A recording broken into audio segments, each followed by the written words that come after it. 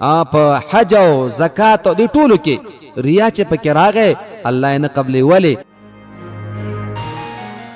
نو په دغه درې قسمه عذابونو کې مبتلا کې په خپله پاڅېدوي چې د الله واسطه دې راکړه. اوس درته صحیح خبرې کوم. الله اکبر. تبه و برباد که بس.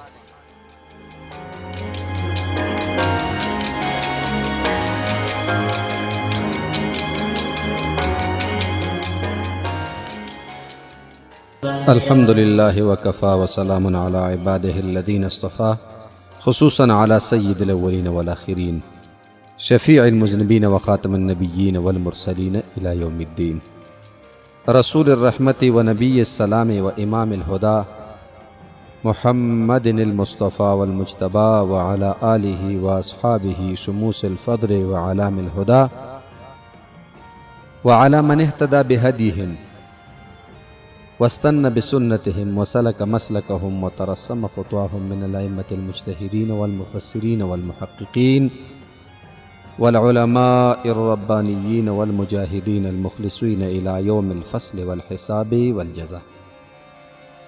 أما بعد فأعوذ بالله من الشيطان الرجيم. بسم الله الرحمن الرحيم. قال الله تبارك وتعالى إن الله وملائكته يصلون على النبي يا أيها الذين آمنوا صلوا عليه وسلموا تسليما. اللهم صل على سيدنا ومولانا محمد وعلى آل سيدنا ومولانا محمد كما صليت على إبراهيم وعلى آل إبراهيم إنك حميد مجيد. دروخان الله طول قدر من مینوالو السلام علیکم ورحمت الله وبرکاته. دا د یو ځل بیا زه عبدالاحد خاکسار ستاسو په درانه خدمت کې ابتدا دیني خپرونه کې له تاسو سره ستاسو په چوپړ کې یم. نننی بیان به زمونږ انشاء الله العزیز د الله تعالی په فضل و کرم سره په ریا باندې وي. ډېر خلک داسې دي چې هغوی عمل کوي په لکونو کروړونو د الله رب ذوالجلال نوم اخلي مګر بیا پکې ریا راوړي. د هغې یو ځل ریا راتلو سره خپل ټول عمل په سین باندې لاهو کړي.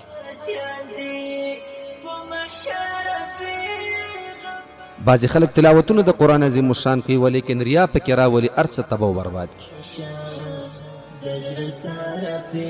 بعضې خلک صدقې داسې کوي چې هغه د خلکو د ښودنې دپاره وي هغه هر څه خپل صدقې او مال تبه و برباد کړي. مشهور متل دی مشران متلونه بې ځایه نه کوي. هغې په هر یو متل کې حکمت پروتي. مشهور متل دی هندوستړی خدای ناراض.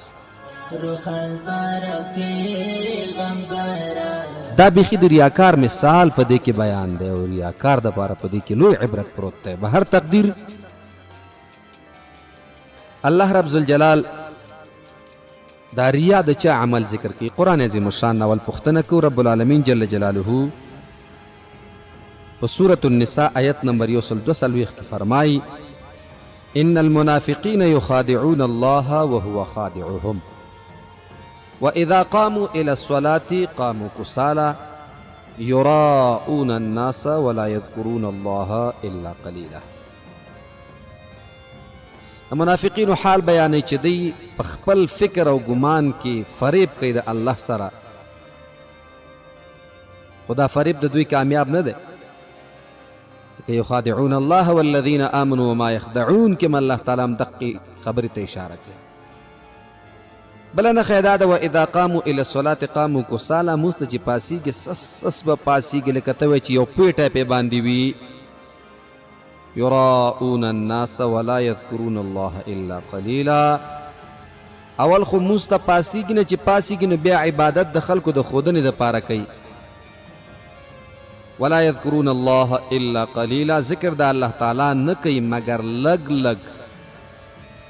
ذکر کوي خو لږ لږ. دا لږ لږ ولي خو چې خلک ګوري تسبیح رااړي او شروع کوي او چې خلک نه بیا په تسبیح باندې نور څیزونه وایي. د دې لاندې تفسیر معالم التنزیل لیکي. معالم التنزیل فی تفسیر القرآن او تفسیر بغوی په سورة النساء د دقې آیت لاندې لیکي اے دوی چې کوم کارونه کوي د پاره د ښودنې د خلکو کوي لا اتباعا لامر الله. دې دپاره نه کوي چې الله تعالی د امر تابعداریو کیو د رب العالمین جل جلاله رضا حاصله کی، بلکې دا یو دوکه ده او خلکو ته داسې وایي چې وګورئ زه داسې عبادت ګزاره یم. خدا اصل کې د دوی دپاره هلاکت دی، ځکه الله رب الجلال فرمایي فویل للمصلین الذین هم عن صلاتهم ساهون الذین هم یراؤون. هلاکت دی هغې مونځګزارو دپاره چې هغوی د خپل منځونو نه غافله دي. هغه خلک غافله چاته ویلې؟ هغه چې ریا کوي، ریاکاره خلک یاد کړه.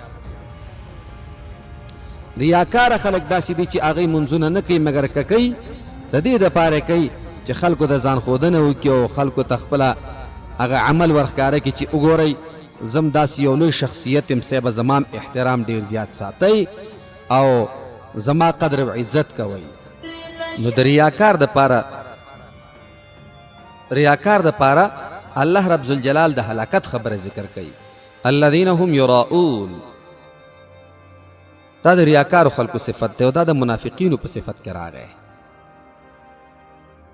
در اصل دا ریاکار چې دی د رب العالمین جل جلاله پسې ټوقې او خنداګانې کوي، مسخره.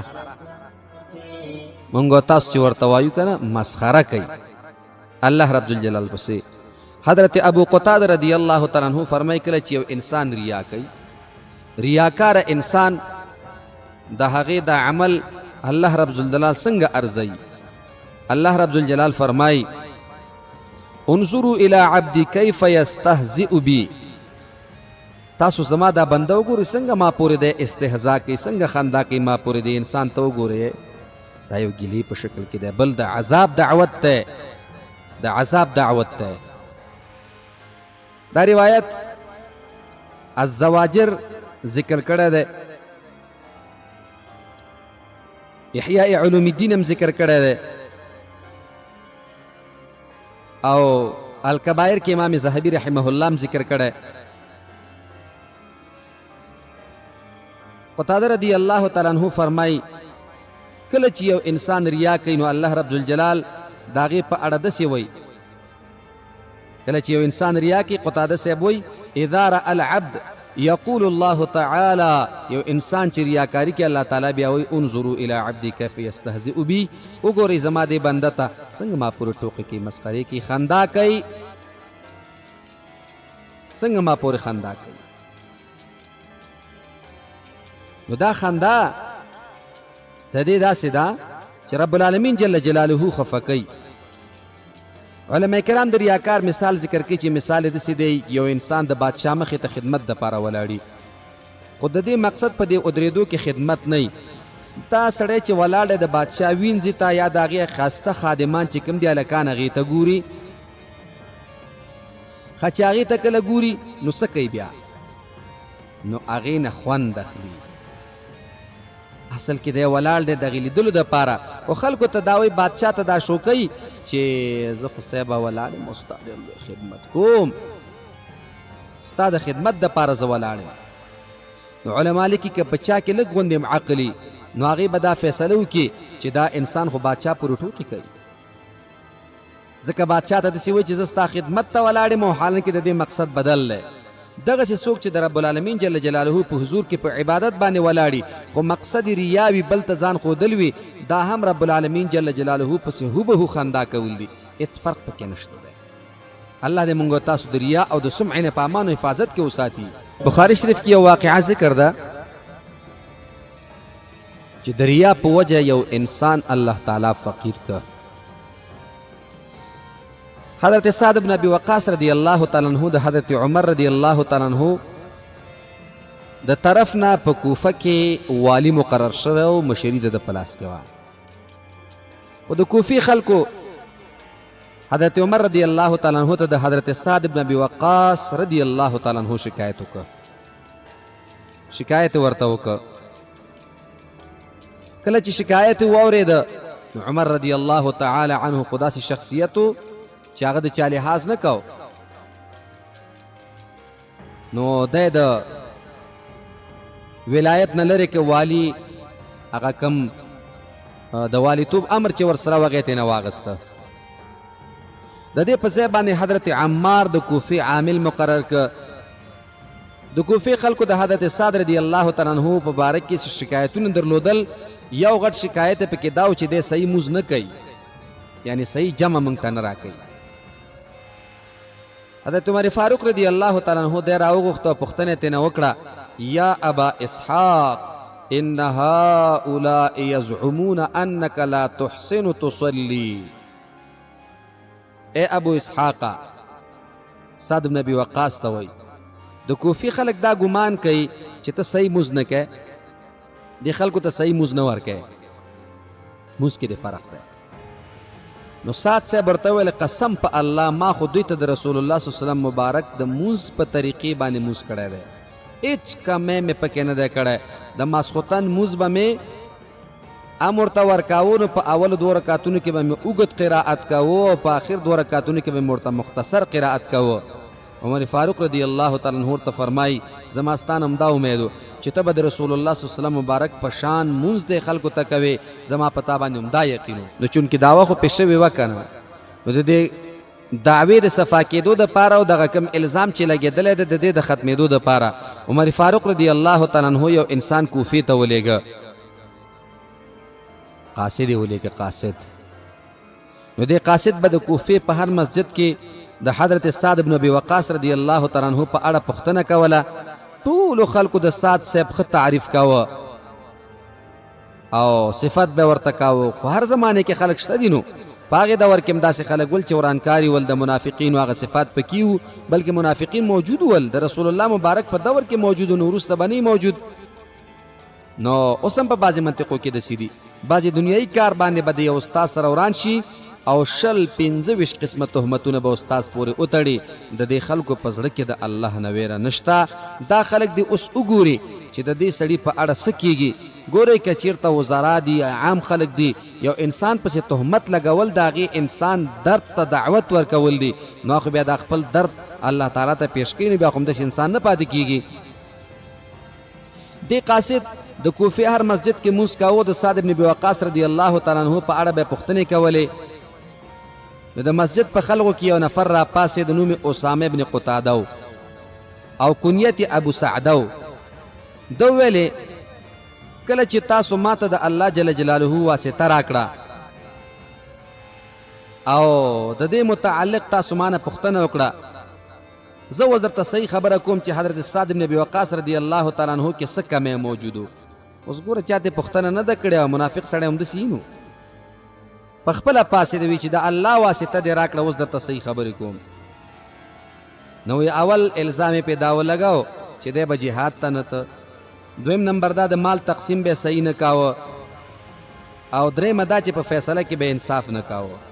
نو دې کې څه صفت پکې پاتې شو؟ دا درې غټ عیبونه پکې راغلل، نو صفت پکې څه شی پاتې شو؟ نه پوهېږو چې دی به صفت چېشته ویلې ده. ته چې کله دا تهمتونه ولګول، دا خبرې وکړلې د سعد رضی الله تعالی عنہ په شان کې، نو سعد صاحب ډېر په قهر شو، ځکه انسان زړه ته درد ورشي.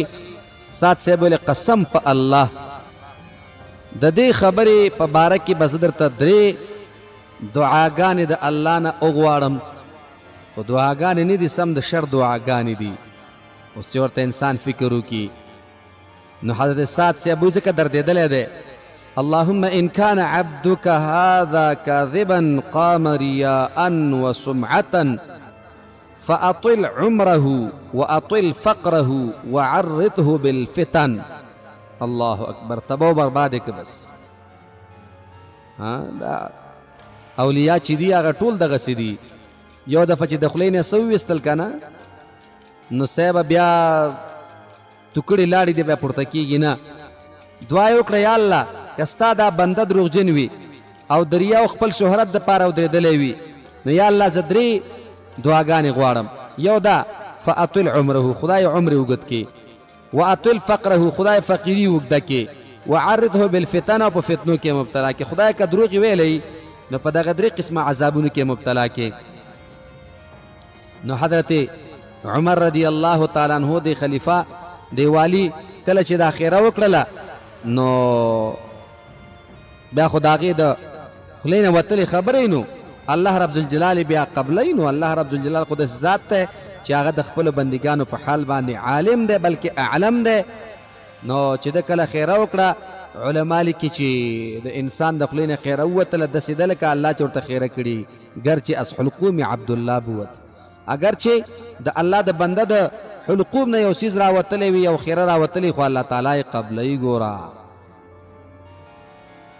نو دا انسان داسې حالت ته ورسېده چې ډېر سپین ږیری و فاطل عمره که نه عمر یې اوږد که نو عمر ډېر اوږد شو نو چا چې به ترېنه پوښتنه کوله چې څنګه نو ده به ورته ویل چې شیخ کبیر مفتون اصابتني دعوة سعد ډېر بوډا یم کمزوری یم په فتنه کې مبتلا یم ما ته د حضرت سعد بن ابي وقاص رضی الله تعالی عنه خیرې هغه بددعایي چې کومه کړې وه هغه ما ته را رسېدلی دی او عبدالملک وایي هغه یې لږ تفصیلا ذکر کوي دا روایت هغې کې وایي فانا رأیته بعدو منگ دا دینا بعد دا سڑے ولی دا چی چا دا خبر کڑی وی قد سقط حاجباهو على عینیه من الكبر ای دا عمر دو گوالی دا وجینا چی عمر او گد شویو دا وریزی پسترگو دا پاسا پرتیوی دونا خو کمزور شویو او پا دی وقت کم سشے کهو وانه لیتعرض للجواری فی الطرق یغمزهن دغه وخت کې به هم د داسې کار کو چې په لاره کې به ولاړو او نجونې به یې چیړلې هغې به یې چکونډې کولې بعضې روایتو کې راځي په لاس باندې به یې عطر پورې کې جنۍ ته به ویل رشه په دې باندې لاس کېږده ورته به ویل دا بوی یوه زه به درته یادېږم چا ورته ویلې خدای دې ورک نه کړه چې څه شی ته سپین ږیری سړی یې او دې حالت ته دې وګوره که نه او ورته وایي چې ای اصابتني دعوة سعدن زه د سعد صاحب خیرو وهلی یم علما لیکي ګورئ دې ته وګورئ امام بخاری رحمه الله ذکر کړی دا روایت سید ابن حبان هم ذکر کړی سنن کبرا للبیهقي هم ذکر کړی معلومه دا شو چې یو انسان ریا کوي د ریا سره هر څه تباه و برباد شي ځکه د بساد رضی الله تعالی عنه باندې دروغ وتپل دې دپاره چې خلک به ماته وایي چې ته ډېر انصافداره سړی یې او منافق سړی همداسې که نه وایي بس د الله نه ویرېږم یو څو خبرې به وکړم نو چې کینې نو بس هغه خوشیان به د خولې نه وغورځوي چې څوک به یې قبلولو ته اورېدلو ته به هم تیار نه ځکه دا ریا چې دی انسان تباه و برباد کړي ریا ته احادیثو مبارکو کې شرک خفي ویلی شوی دی او د دې نه نبي علیه صلات وسلام خپل امت ډاراوه ورته به ویلې زه تاسو ته داسې یو عمل قیمه چې تاسو بیا د هغې نه ځان وساتئ او ځان تینا یو طرف ته کوي ځکه دا تباکن عمل دی علما لیکي کوم کار چې د ریا دپاره وشي یعنې په دې کې د الله تعالی رضا او ثواب اراده نه وي صرف د خلکو د ځان ښودنې دپاره وشي نو داسې عمل باندې انسان ته هېڅ ثواب نه میلاویږي ابن ماجه او صاحب د مشکات یو روایت ذکر کړی د حضرت ابو سعید خدری رضی الله تعالی عنه نه یو ورځ رسول الله صلی الله علیه وسلم د خپل حجرې مبارکې نه راووته او ابو سعید صاحب وایي چې موږ ته تشریف راوړه په دې وخت کې موږ په خپل منځ کې د مسیح دجال د فتنو تذکره کوله چې هغه داسې فتنهګر انسان دی داسې فتنې به راوړي داسې به راوړي داسې به راوړي دومره خلک به پکې ګمراه کېږي نبی پاک صلی الله علیه وسلم مبارک چې دا واورېدلې نو موږ ته یې وویلې چې الا اخبرکم بما هو اخوف علیکم عندي من المسیح الدجال ای صحابو زه تاسو ته د هغې څیز باره کې خبر در نه کم چې زما په نس باندې تاسو د پاره د دجال د فتنو نه زیات خطرناک دی معنا ده دجال خو راغلی نه دی او دا خو تیار موجود دی دغې وخت کې موږ ورته ویل ای د الله رسول صلی الله علیه وسلم د هغې څیز باره کې موږ ته ضرور خبر راکا قربان دا څه شی دی چې دجال نم لویه فتنه ده موږ ته خبر راکا نبی پاک صلی الله علیه وسلم مبارک وفرمیل الشرک الخفی ان یقوم الرجل یصلی فیزین صلاته لما یرى من نظر رجلین هغه څه شرک خفی دی چې مثلا یو انسان په مانځه باندې ودرېږي او خپل لمونځ دپاره ښایسته اوږده رکاتونه کوي او زړه کې اراده دا وي که چېرته یو انسان ما وګوري که نه نو زما به لږ ډېر داسې عزت به مې وکړي چې والا دا خو ډېر ښه لمونځ کوي نو دا شرک اصغر دی ریا ده که نه نو ریا ته په حدیثو مبارکو کې شرک اصغر ویلی شوی دی شرک خفي ورته ویلی شوی دی همدغسې که یو انسان په لمونځ کې داسې عمل کوي، په صدقه کې کوي، په حج او زکات او دې ټولو کې ریا چې پکې راغی الله یې نه قبلې. ولې؟ ریا ملاوټ والا عمل ته وایي. که تا ته یو سړی وایي چې واخله دا اوبه، خو په دې کې یو څاڅکی بیا د وینې مافي تش متیازې پرتې دي، ته بیا ونسکې. ولې؟ هغې سره ګنده سیز جمع شوی دی. که پاک سیز هم یو ځای وي څوک یې نه اخلي. مثال په توګه لاړ شي دوکاندار د صاحب شودې دي او ورته وایي واخله دې کې یو ګیلاس شودې دي، یعنی 1 کیلو شودې دي او 1 کیلو مې سره برابر معدني اوبه اچولي دي، دا واخله. ته به یې وانخلې. ابه ته چې ولې اوبه حرامې دي؟ ته به وایې نه زه داسې څیز اخلم چې هغې کې ګډون نه وي. ریا هم دغسې شی دی. نو شرک اصغر او شرک خفي ورته ویلی شوی دی. نبی پاک صلی الله علیه وسلم مبارک صحابه کرامو ته ویلي. حضرت محمود بن لبید رضی الله تعالی عنہ فرمایي چې رسول الله مبارک او فرمایل ان اخوف ما اخاف علیکم الشرک الاصغر، زه په تاسو باندې ډیر زیات د شرک اصغر نه ویریږم، یعنی ما سره دا ډیره ویره ده چې اسنه تاسو په هغې کې مبتلا شئ. صحابه کرامو دې اورېدو سره آواز وکړه وما الشرک الاصغر یا رسول الله، ای د الله رسوله شرک اصغر څه شی دی؟ موږ هم په دې باندې خبردار کا. نبی پاک صلی الله علیه وسلم مبارک او فرمایل الریا، ریاکاری ده. بل انسان ته ځان ښودنه دا شرک اصغر دی. نبی کریم صلی الله علیه وسلم مبارک بیا دې پسې وفرمیل د قیامت په ورځ چې کله خلکو ته د اعمالو بدله ورکولی شي نو الله تعالی به ریاکار ته څه ووایي؟ ای ریاکارو خلکو ته به داسې ووایي اذهبوا الى الذین کنتم تراؤون فی الدنیا فانظروا هل تجدون عندهم جزاء. تاسو هغه خلکو ته ورشئ کومه ته چې د ځان ښودنې دپاره به تاسو دنیا کې نیک عمل کاوه، لاړ شئ اوس د هغې نه څه بدله وغواړئ. صاحب د مرقات ذکر کوي چې الله به ورته لاړ شئ تاسو د هغې انسان نه خپل بدله وغواړئ. او په یو روایت کې د دې هم صراحت دی، په هغې کې داسې راځي چې د قیامت په ورځ باندې به الله تعالی ریاکارو ته ووایي اذهبوا الى الذین کنتم تراؤون فاطلبوا ذلک عندهم. تاسو هغې خلکو ته ورشئ کومه ته چې د ځان ښودنې دپاره به تاسو اعمال کول، د هغوی نه د خپل د عمل مطالبه وکړئ. ځئ لاړ شئ ځئ. نو عزتمندو یاد لرئ داسې عمل الله تعالی نه قبلئ چې هغې کې ګډون وي. کوشش کوئ د شرک نه ځان وساتئ، ریا نه ځان وساتئ. په دې باندې الله رب الجلال ډېر خفه کیږي ځکه الله تعالی واحد لا شریک ذات دی او هغه د ځان سره شریک نه په ذات کې مني او نه په صفاتو کې مني. السلام علیکم ورحمۃ اللہ وبرکاتہ.